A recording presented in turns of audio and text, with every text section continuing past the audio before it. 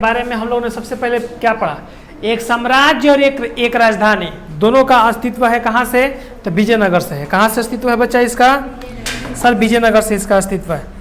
और विजयनगर जो है उसकी नींव किसने रखा था? सबसे पहले ये प्रमाण मिलता है कि विजयनगर का जो शहर था उसका प्रमाण मिलता है कि 16वीं और 17वीं शताब्दी में ये सामने आया था। और जो विदेशी आक्रमणकारी थे इस पर आक्रमण करके इसको क्या कर लिए थे? लूट लिए थे, है ना। और हम्पी की खोज कब से हुई? तो हम्पी की खोज मैकनिज ने किया था। कौन मैकनिज था? तो यही मैकनिज है जिसका नाम है कॉलिन मैकनिज। 1754 ईस्वी में ये इसका जन्म हुआ था। 1815 में ये भारत का पहला वायसराय बना था, मतलब सॉरी वायसराय नहीं बनेंगे, पहला सर्वेयर जनरल बना था। और 1821 में इसका क्या हो गया था? मृत्यु हो गया था। ये जो था ये विजयनगर साम्राज्य के बारे में बहुत कुछ बताता है। मैकनिज जो कहता है कि विजयनगर के अध्ययन से मैकनिज को यह विश्वास हो गया कि कंपनी स्थानीय लोगों के अलग अलग कबीलों जो इस समय भी जनसंख्या का एक बड़ा हिस्सा था और जो अब भी प्रभावित करने वाले इनमें से कई संस्थाएं कानूनों और रीति रिवाजों के विषय में बहुत महत्वपूर्ण जानकारियां हासिल कर सकती थी। यदि हम लोग यहाँ पर बात करें राय नायक की, यदि हम लोग बात कर ले, थोड़ा सा रुक जाइए एक मिनट।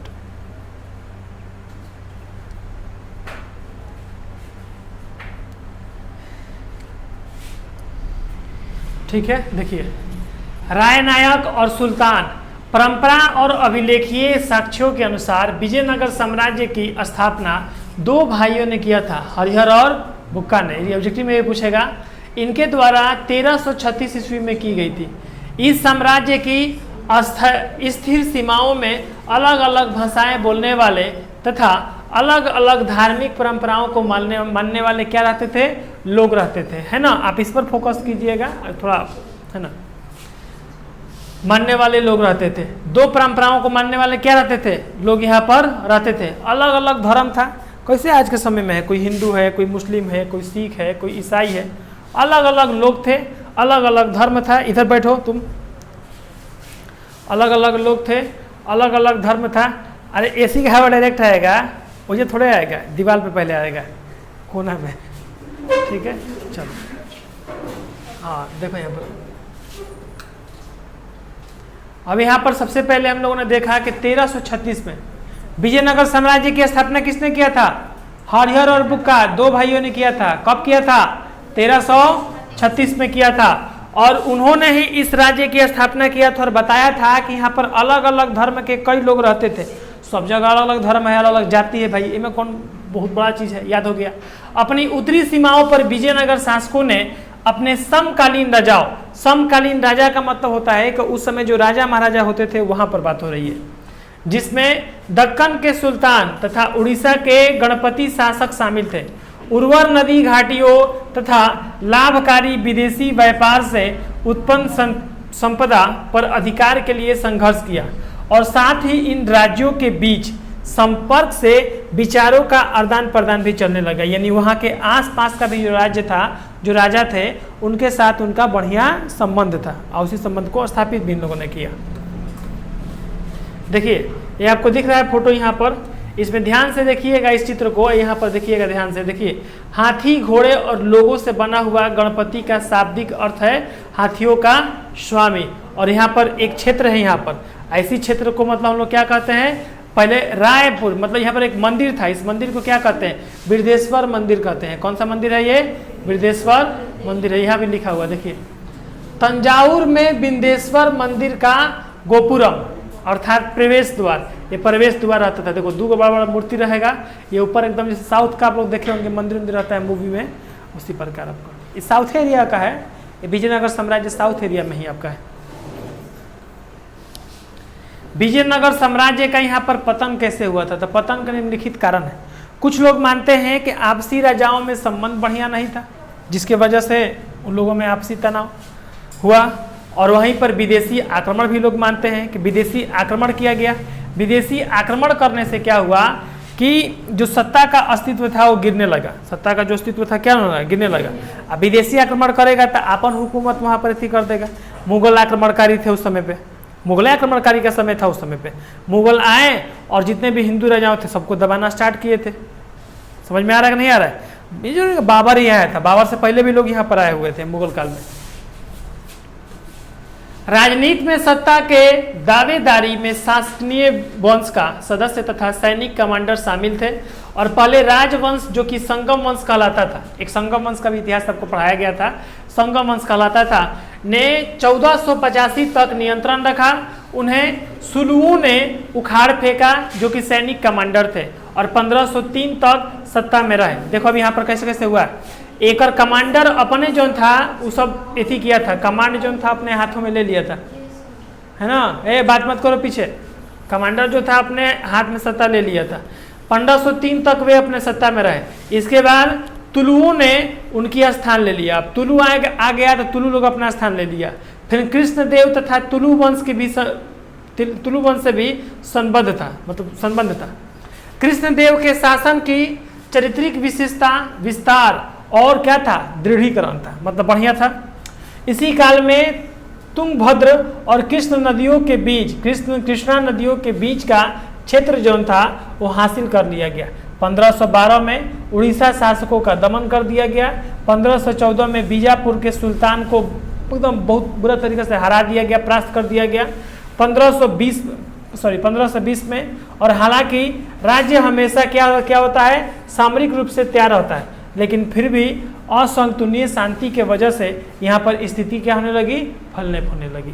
तो विजयनगर साम्राज्य के हारने का बहुत बड़ा रीजन है, अलग अलग वंशों का राज हुआ, विदेशी आक्रमण हुआ, अपने में सत्ता बढ़िया से लोगों का मतलब कमांड करने नहीं आया। अब राजा क्या होता है, राजा होता है भाई राज करेगा, लेकिन बढ़िया से उसको कमांड करने नहीं आएगा तो तुरंत उसको गुलाम भी लोग बना देगा। ठीक है, विजयनगर साम्राज्य में देखिए भारतीय इतिहास के कुछ विशेष स्थान मिलेंगे यहाँ पर। दक्षिण भारत लगभग 14वीं और शताब्दी का आपका मैप दिया है यहाँ पर। उस समय पे देखिएगा, देखिए श्रीलंका है, अभी यहाँ पर कितना हो गया, मद्रास हो गया है, तमिलनाडु है, तो ये केरला है। यहाँ पर देखिए पहले का मानचित्र कुछ इस प्रकार हुआ करता था। बीजापुर देख रहे हैं ना, बीजापुर, विजयनगर, कृष्णा, कांवरी, रामनाथपुर, अलग अलग यहाँ पर सब समय के अनुसार यहाँ पर रहता है। आधुनिक चिन्हों के हिसाब से ये काफी बदल भी गया यहाँ पर। राय तथा नायक की यदि हम लोग बात करें तो साम्राज्य में शक्ति का प्रयोग करने वालों ने सेना प्रमुख होते थे और जो सामान्यतः किलों पर क्या करते थे, नियंत्रण करते थे, और उनके पास जो था वो सशस्त्र समर्थक भी हुआ करते थे, है ना।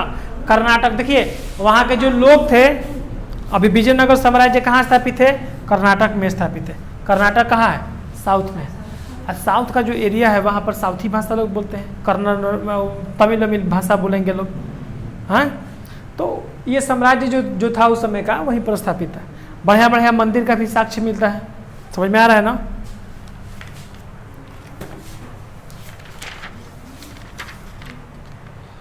यदि हम लोग सिंचाई व्यवस्था की इसमें सर बात कर ले कि सिंचाई व्यवस्था कैसी थी, तो विजयनगर के रायों ने सिंचाई व्यवस्था पर पर्याप्त ध्यान दिया था। विजयनगर के चारों ओर गिरनाइट तथा चट्टानों से घिरा हुआ पहाड़ था, मतलब पर्वत था। इन चट्टानों से कई जलाशय फूटकर तुंगभद्र के नदियों में जाके मिलता था। बहुत बढ़िया सिस्टम था भाई। पहाड़ जो जिंदा पहाड़ होता है, पानी गिरता है, उस सब पानी का रास्ता नदियों में मिलाया गया था और वहाँ से नदी जो था पर्याप्त मात्रा में पानी आता था। आज के समय में नदी गंदा हो गया है, लेकिन उस समय नदी का पानी बहुत साफ रहता था। इन सभी धाराओं को बांधकर पानी के हौज को बनाया जाता था, यानी एक से डैम जैसा बनाया जाता है बढ़िया से में कि पानी का स्पीड पकड़े। उन्हीं में से एक हौज का नाम था कमलपुरम, ना बोले थे, कमल जलाशय के नाम से भी जाना जाता है उसको, बड़ा था वो, है ना। इससे आसपास के खेतों की सिंचाई की जाती थी और जिससे एक नहर भी निकलती थी। तुंगभद्र एक बांध था और इसमें हरिया नहर भी निकला हुआ था। एक हरिया नहर भी बनाया गया था तुंगभद्र में। ऑब्जेक्टिव में पूछा जा सकता है क्वेश्चन, समझ में आ रहा है। यदि व्यापारिक स्थिति की बात किया जाए तो व्यापारिक स्थिति उस समय कई देशों के साथ चलता था। उसमें नाम आता है श्रीलंका, चीन, पुर्तगाल, वर्मा, मलाया, अरब, ईरान, अफ्रीका, ये सब देश से आएगा। क्या क्या भाई व्यापार चलेगा, कपड़ा, चावल, लोहा, चीनी, मसाले, है ना, और बाहरी देश में से क्या क्या सब आएगा जाएगा। उसमें व्यापारिक की स्थिति भी क्या थी, ठीक थी। कोई दिक्कत हो रहा है इसमें, नहीं सर। विजयनगर की स्थापत्य और कला के बारे में तनी बताइए सर, जो कि क्वेश्चन भी आता है इसका। थोड़ा सा हम यहाँ पर मूवमेंट कर देते हैं।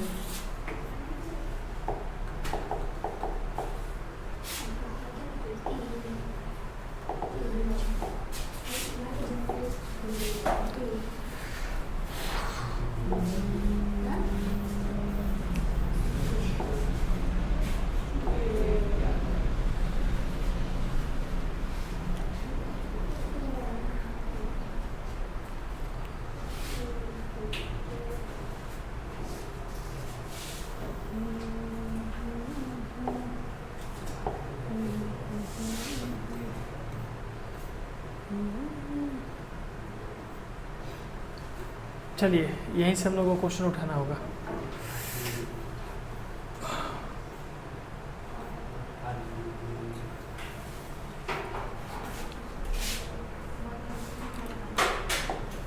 सबसे पहले हम लोग का विजयनगर साम्राज्य का जो चैप्टर है, इसमें सबसे पहला क्वेश्चन आता है बिहार बोर्ड 2019 और 21 में पूछा गया, आयनगार व्यवस्था के विषय में आप क्या जानते हैं। आयनगार व्यवस्था क्या होता है भाई?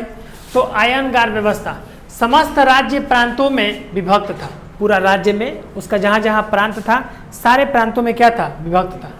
प्रांत मंडल में विभाजित था। प्रांत जो था कहाँ था? मंडल में। कैसे? देश है, फिर राज्य है, फिर प्रमंडल है, अनुमंडल है, उसी प्रकार। मंडल जिले में थे और जिले में विभक्त थे। वयनाडु नाडु में विभक्त था। वयनाडु का मतलब होता है जिला, देखिए यहाँ पर दिया है। वलनाडु का मतलब क्या होता है? जिला। जिला जो था वो नाडु में यानी गांव में विभक्त है। नाडु का मतलब क्या है? गांव। तमिल भाषा है नाडु, नाडु माने गांव, ठीक है। और नाडु गांव की बड़ी राजनीतिक इकाई थी। नाडु जो थी वो क्या थी? बड़ी राजनीतिक मतलब की इकाई थी। आयनगार व्यवस्था के अनुसार प्रत्येक ग्राम को एक स्वतंत्र इकाई के रूप में संगठित किया जाता था और इस पर 12 व्यक्ति मिलकर शासन करते थे। अब देखिए क्या होता था, एगो गांव है और गांव में मुखिया होगा नो, वार्ड मेयर होगा नो, वही प्रकार मिलके 12 गो आदमी उसमें क्या करेगा? शासन करेगा। पहले गांव भी बड़ा बड़ा होता था, अब गांव भी टूटते टूटते छोटा हो गया है। मान लो कि 3 को 4 को गांव के बराबर एक ही गांव रहेगा और उसमें 12 आदमी क्या करेगा? शासन करेगा। वो में एगो मुख्य रहेगा, ओकरा का मुखिया कहेंगे। मुखिया के कहाँ से कनेक्ट रहेगा? विधायक से कनेक्ट रहेगा, विधायक सांसद से कनेक्ट रहेगा और सांसद मुख्यमंत्री से कनेक्ट रहेगा। वही सिस्टम चल रहा है।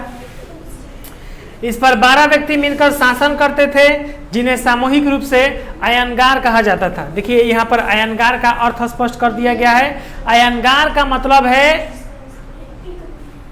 राज्य प्रांतों में विभक्त थे, प्रांत मंडलों में विभक्त थे, मंडल जिले में विभक्त थे। जिले को वलनाडु कहा जाता था और जिले जो थे वो गांव और शहरों में क्या थे? विभक्त थे।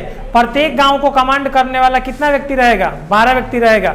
12 व्यक्ति मिलकर राज करेंगे। उसमें एगो मुखिया रहेगा और मुखिया किसके अनुसार चलेगा? जिला अध्यक्ष या फिर जिला में जो मुख्य व्यक्ति रहेगा उसी के हिसाब से चलेगा वो, ठीक है।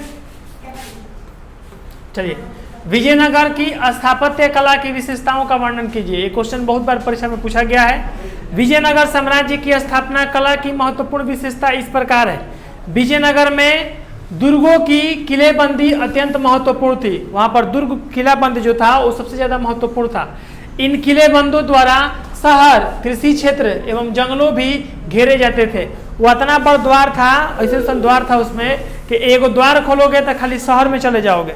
राज दरबार था सब। द्वार खोलोगे तो कहाँ जाओगे? शहर में। एगो द्वार था, खोलोगे कहाँ चले जाओगे? गांव में। एगो द्वार था वो खोलोगे तो कहाँ चले जाओगे? जंगल में, ठीक है। पहला व्यवस्था। दीवार विजयनगर के चारों ओर पहाड़ियों से जुड़े होते थे। अब विजयनगर का थोड़ा सा डिजाइनिंग आपको हम बना देते हैं यहाँ पर।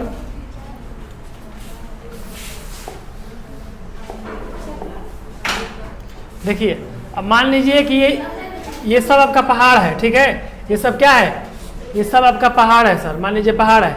अब मुख्य द्वार जो है, मुख्य द्वार इन्हीं पहाड़ियों के बीच में है। इन्हीं पहाड़ियों के क्या है? इन्हीं पहाड़ियों के यहाँ पर मान लीजिए कमाड़ लगा हुआ है, बड़ा सा, ये बड़ा सा ऐसा लगा हुआ है।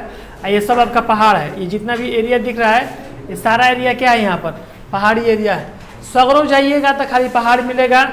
ये मुख्य दरवाजा मिलेगा कहाँ के लिए? प्रवेश के लिए। एजे से आप क्या कीजिएगा? इसी दरवाजे में से इसे प्रवेश कर जाइएगा, अंदर जाइएगा। और सब द्वार अलग अलग रहेगा। कोई द्वार रहेगा किसके लिए? जंगल के लिए। कोई द्वार किसके लिए रहेगा? पहाड़ियों मतलब कि गांव के लिए। और कोई द्वार रहेगा अलग अलग। तुम लोग का बन गया, कंप्लीट है? कहाँ तक बना है? हाँ पूरा कंप्लीट, 3 नंबर कंप्लीट हो जाएगा। हो गया, बहुत बढ़िया। गाइड करो सबको, 3 नंबर बनाओ। चलो ठीक है, आ रहा है समझ में? तो यहाँ पर जो राज्य की जो स्थापना हुई थी तो कैसे हुई थी, साफ साफ बताया जा रहा है कि दीवार विजयनगर के चारों ओर पहाड़ियों से क्या होते थे, पहाड़ियों से जुड़कर निर्मित की गई थी और उसी में से एक प्रवेश द्वार भी था। देखिए यहाँ पर, जाओ। विजयनगर दुर्ग में प्रवेश के लिए सुरक्षित प्रवेश द्वार था और इस प्रवेश द्वार से शहर तक के सड़कें क्या की जाती थी, बनाई जाती थी। अलग अलग प्रवेश द्वार रहेगा और उसमें जो सड़क व्यवस्था है, उस सड़क व्यवस्था, दरवाजा सटा देना सिवा नहीं जाना तो शीशा वाला ऐसी कर देना, शीशा सटा देना उसका।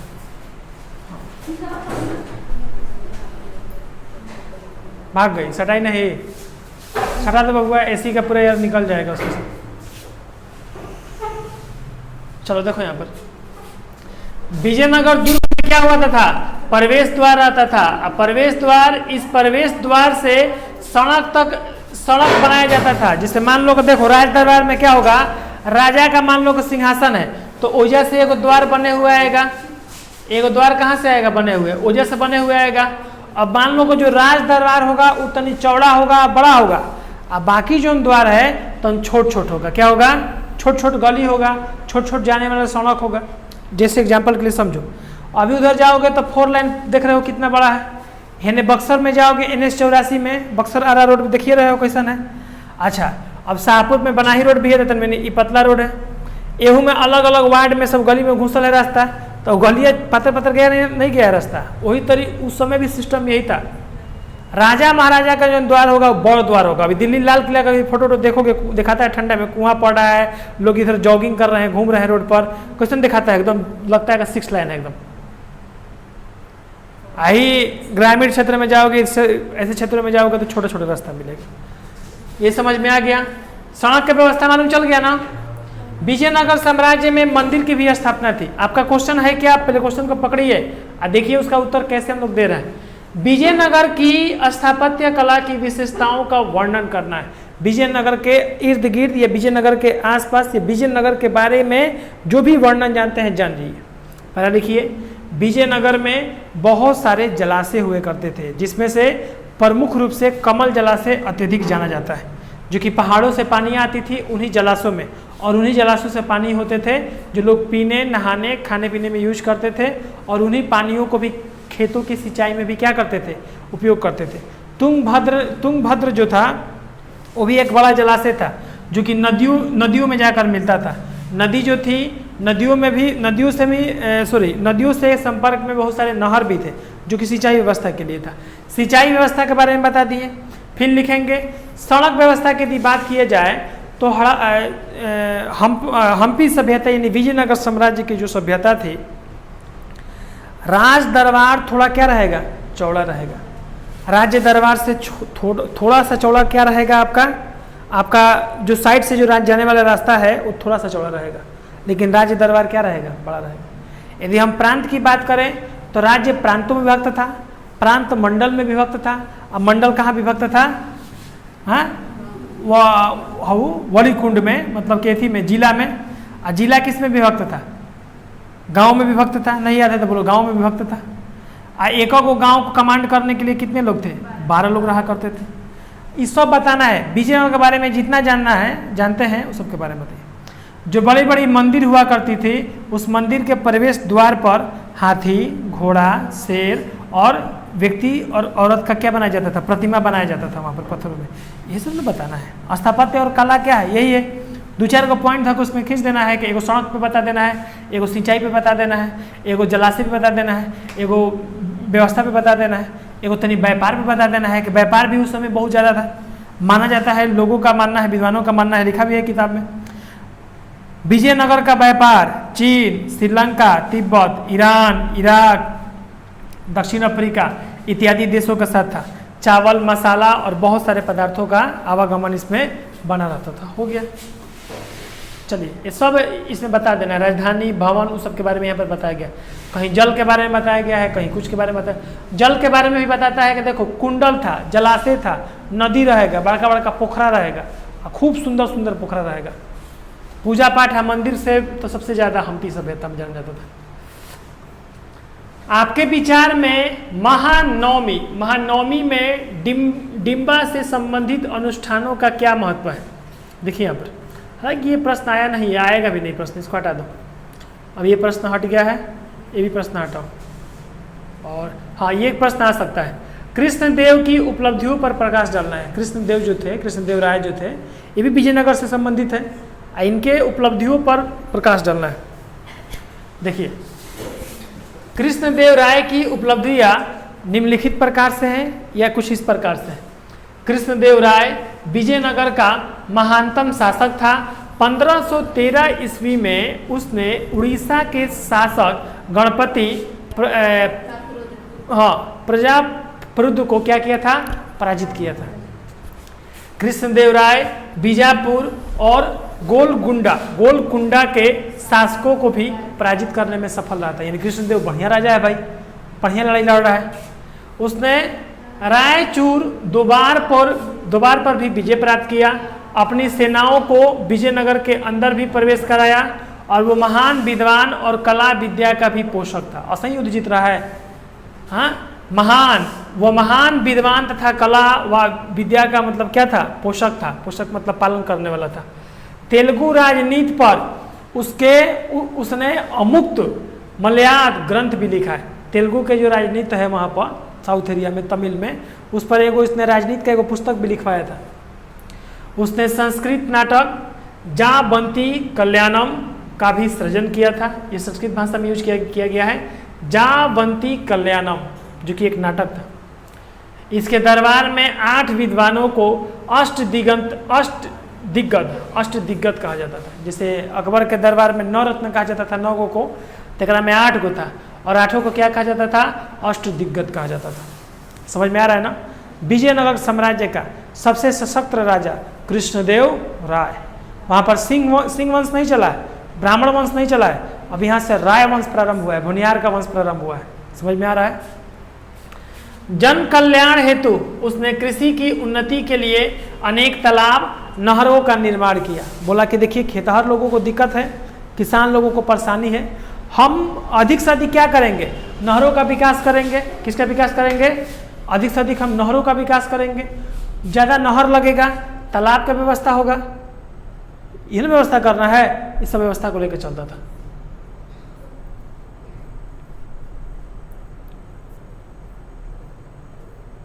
कृष्णदेव राय ने स्थापत्य कला को भी प्रोत्साहन दिया। स्थापत्य कला मतलब मान के चलो दीवार में एक से एक कला कृति हो रहा है, हाथी, घोड़ा, ऊंट, आदमी का सब बना रहा है, फोटो भी देखा भी थे मंदिर में। ये सब को बनाने वाले लोगों को भी प्रमोट किया गया। खेती बाड़ी करने वाले लोगों के लिए प्रमोट किया गया। जगह जगह तालाब बना दो, कुआं बना दो, अपने खेत का काम करें। अब पंपों से चल रहा है, बोरिंग चल रहा है, खेत पटा लेगा, अपन व्यवस्था कर दिया जाएगा कि खेती बाड़ी में कोई दिक्कत नहीं होगा, है ना। बहुत सारा मंदिर का भी निर्माण करवाया है। राजा महाराजा है तो भी रुपये का कमी है, मंदिर का भी निर्माण करवाया सब। विजयनगर कालीन सिंचाई व्यवस्था पर विवेचना कीजिए। इसमें ज़्यादा कुछ बोलना ही नहीं है। बोलना है विजयनगर साम्राज्य के कालीन सिंचाई व्यवस्था जो है वो कुछ इस प्रकार से है। विजयनगर साम्राज्य के सबसे शक्तिशाली राजा कृष्णदेव राय ने सिंचाई व्यवस्था के लिए तालाब, पोखरा, वह पोखरा बोलो चाहे तालाब बोलो, पोखरा, कुआं और नहरों का निर्माण करवाया था, है ना। और सिंचाई व्यवस्था के लिए कृषि को सहयोग किया गया था। हो गया, याद नहीं किया जाता है, कौन चीज याद नहीं किया जाता, उसको समझो और समझ के उसको लिखो। विरूपाक्ष मंदिर की 2 विशेषता बताइए। ये बिहार बोर्ड में सबसे ज्यादा पूछता है क्वेश्चन। विरूपाक्ष मंदिर के 2 विशेषता बताना है, ठीक है। देखिए, अभिलेखों से पता चलता है। अभिलेख मालूम है ना क्या है? पिछले क्लासेस में हम लोगों ने जाना है कि अभिलेख क्या होता है। अभिलेखों से पता चलता है कि विरूपाक्ष मंदिर का निर्माण 9वीं या 10वीं शताब्दी में किया गया होगा। यानी 800 कुछ 9वीं और 900 कुछ 10वीं। विजयनगर साम्राज्य की स्थापना के बाद उसे बड़ा करवा दिया गया था। किसको बड़ा करवा दिया गया था? उस विरूपाक्ष मंदिर को। भगवान विष्णु के द्वारा वो मंदिर निर्मित था। साउथ में जाइएगा तो बहुत बड़ा मंदिर है, विरूपाक्ष मंदिर। समझ में आ रहा है ना। माना जाता है कि भगवान विष्णु जो आए थे किसी अवतार में, तो वहीं पर मतलब उस मंदिर का निर्माण हुआ था। लेकिन राजा अपने समय में क्या किया, उस मंदिर को और तनी बड़ा कर दिया। वैसे ब्रह्मपुर का शंकर जी का मंदिर है, छोटी छोटी खाली शिवलिंग न थे, बाद में फिर गाँव आदमी मंदिर बनाया। आज देखो मंदिर का एरिया बड़ा हो गया है, बड़ा हो गया नहीं हो गया। बाबा धाम देख लो, रावण अपना दे दिया था उसको, बैजू को चला गया था, लघु शंका जी रख दिया था। और गाँव में देखो आज बाबा धाम का मंदिर कितना दूर में फैल गया वहाँ पर। राजा महाराजा जो थे विजयनगर साम्राज्य का स्थापना के बाद उसे क्या कर दिया गया था, बड़ा करवा दिया गया था। मुख्य मंदिर के सामने जो मंडप बनाया गया था उसका निर्माण कृष्णदेवराय ने करवाया था। कृष्णदेवराय देखो पावरफुल राजा है अपने समय का। राज्यरोहण के उपलक्ष्य में कराया गया था और पूर्व में गोपुरम प्रवेश द्वार को भी उसी ने बनवाया था। गोपुरम प्रवेश द्वार जो बनवाया गया था, बड़ा सा द्वार था, उसमें हाथी घोड़ा ऊंट का एकदम कढ़ाई बढ़िया से किया गया था, एकदम बढ़िया से, है ना। और मंदिर की दीवारों पर शिकार करने, नाच व युद्धों का जीत का भी वर्णन था। जैसे मंदिर के आसपास में फोटो बना देता है, ऐसी आदमी कुछ पेंटिंग सेंटिंग करा देता है। कौन मंदिर पे देखोगे कि शिव जी के मंदिर है, जैसे सांप नियन बना देगा, त्रिशूल नियन बना देगा, तो वह सब मंदिर के आसपास में बड़ा सा मंदिर था। कहीं पर युद्ध का वर्णन है तो कहीं पर नृत्य चल रहा है, मतलब ऐसा फोटो प्रतिमा बनवाया गया था। ठीक है, दीवारों पर शिकार करने का, कोई शिकार कर रहा है वो भी प्रतिमा बना हुआ है, नाच कर रहा है वो भी प्रतिमा है, युद्ध में जीतने के जश्न मनाने का सुंदर दृश्य उसमें क्या किया गया था, मंदिर के आसपास में सुसज्जित कर दिया गया था। और फोटो आई पेंटिंग नहीं चलता था, दीवाले पे एक से एक वहाँ पर कढ़ाई चलेगा। अब भेजा से लेके होया तक पूरा क्लास का यदि एगो दीवार पर हम कढ़ाई कराना स्टार्ट कर दें, अभिलेख बनवाना स्टार्ट कर दें, तो एक में कम से कम 6 महीने लग जाएगा। 6 महीने नहीं तो 3-4 महीने तो लग ही जाएगा। अब एक उसमें डिजाइनिंग बनाएगा, उसमें आदमी बनाना है, एथी बनाना है, खुद कैसे से अपना आराम से बनाना है, टाइम लगेगा ना।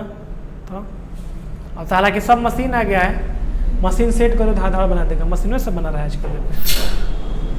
दीर्घ उत्तरीय यदि हम प्रश्न की बात करें तो विजयनगर साम्राज्य की सांस्कृतिक उपलब्धियों को समीक्षा कीजिए और बताना है कि विजयनगर साम्राज्य कैसा था। विजयनगर साम्राज्य की उपलब्धियों को जानकारी दीजिए, अथवा विजयनगर स्थापत्य कला की विशेषताओं को भी क्या कर सकते हैं, आप लिख सकते हैं। अब देखिए 2-3 क्वेश्चन है जो यहीं पर क्वेश्चन है, 2-3 क्वेश्चन, ठीक है। अब क्वेश्चन में आप बता सकते हैं, पहले क्वेश्चन समझ लीजिए। विजयनगर साम्राज्य की सांस्कृतिक उपलब्धियों के बारे में बताइए, अथवा विजयनगर साम्राज्य की उपलब्धियों के बारे में बताइए, अथवा विजयनगर की स्थापत्य कला की विशेषताओं बताइए। तो कला स्थापत्य बताना है, सिंचाई व्यवस्था ले लो, रोड ले लो, विजयनगर साम्राज्य की व्यवस्था ले लो, और मंदिर का जो जलाशय है पानी नहीं गिरता था वो ले लेना है। हाँ, बस यही सब पे लिख देना है। जैसे पहला क्वेश्चन में हम लोग वहाँ पर किए हैं, दैट इज सॉल्व, तुम्हारा क्वेश्चन सॉल्व हो गया यहाँ पर।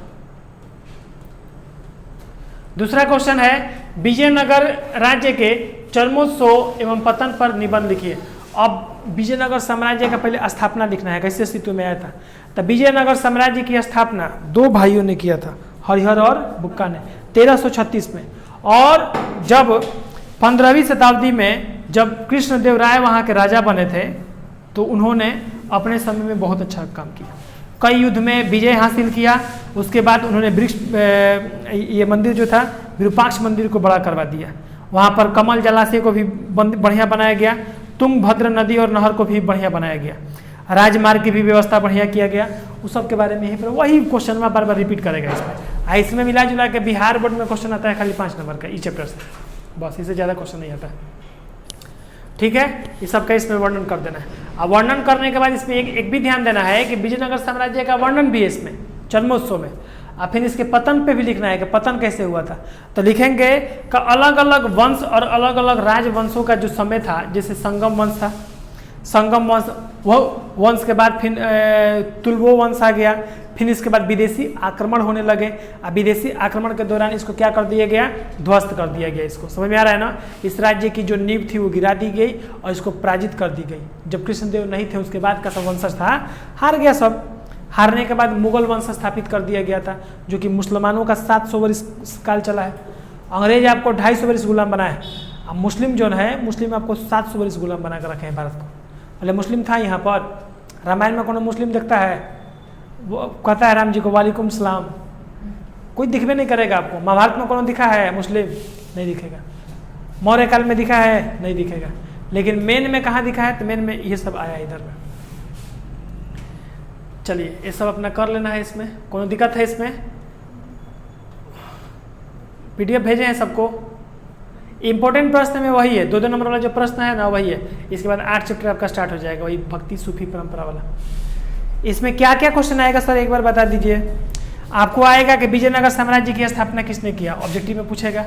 विजयनगर साम्राज्य की कला एवं स्थापत्य का वर्णन करना है, कर देंगे, कोई दिक्कत नहीं है। कमल जलाशय का हो जाएगा। सिंचाई व्यवस्था और सड़क व्यवस्था लिख देंगे सर, कोनो दिक्कत नहीं है, बस ये क्वेश्चन हो जाएगा। कृष्णदेव राय की उपलब्धियों का वर्णन है, तो बहुत प्रकार का युद्ध जीता है, कुछ देख लेना है, कुछ याद कर लेना है, उसके अनुसार लिख लेना है, हो जाएगा।